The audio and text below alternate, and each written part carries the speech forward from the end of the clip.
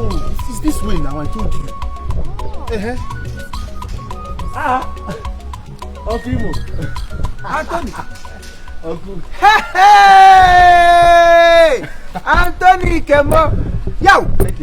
Anthony, let's see which day come back. Last week in. Anthony. Make one name working. Which day? If you do film one. Hey! Look, who can it be?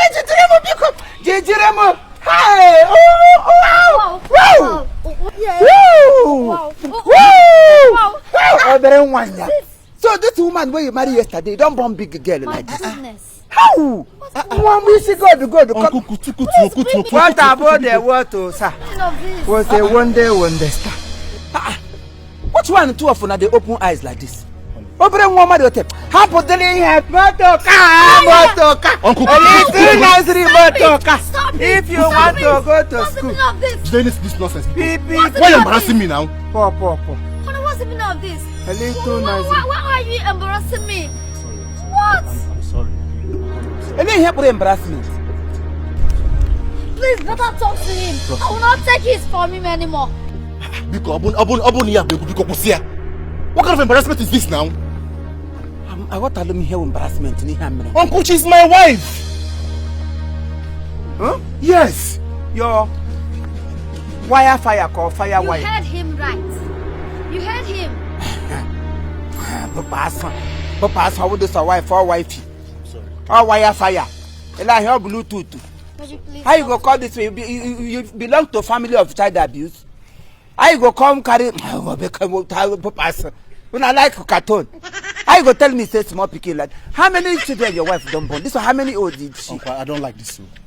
Seriously, I don't like this. Why are you embarrassing me now?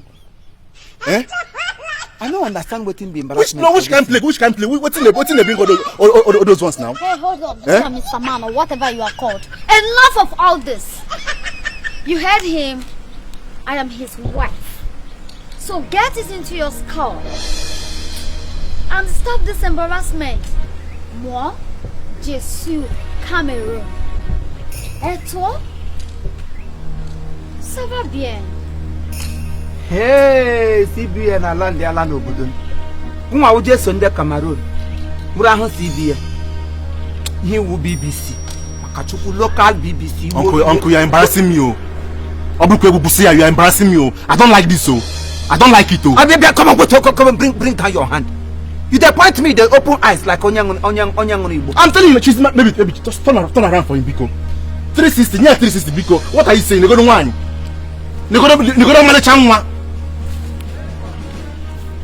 Hey! So what other confirmation do you need? Et moi, je suis Camerounien. Et toi?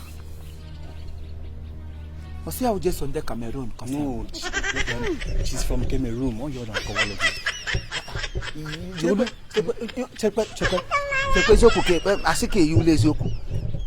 You mean true say your wife? So all the while when you there for Cameroon now, Gary, what do human being in home? You got my watch and I got her here, and you are proud to tell me say this is your wife. Anthony made here can hear. Makachine kremona gnao. Majida lagi. Elotu nese doru na bed. I wagi namping.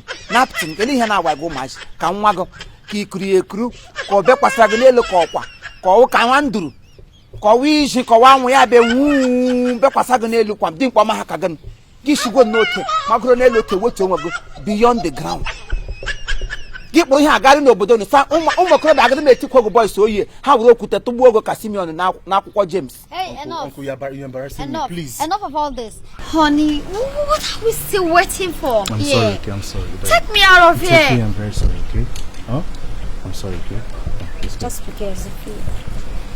Hey, or whatever you are called. You heard him. I am his beautiful wife. So get that into your head. In case of next time, if you embarrass me again, you see the stuff I am made of. It's okay, let's go. Honey, can we go now? I've given you the respect.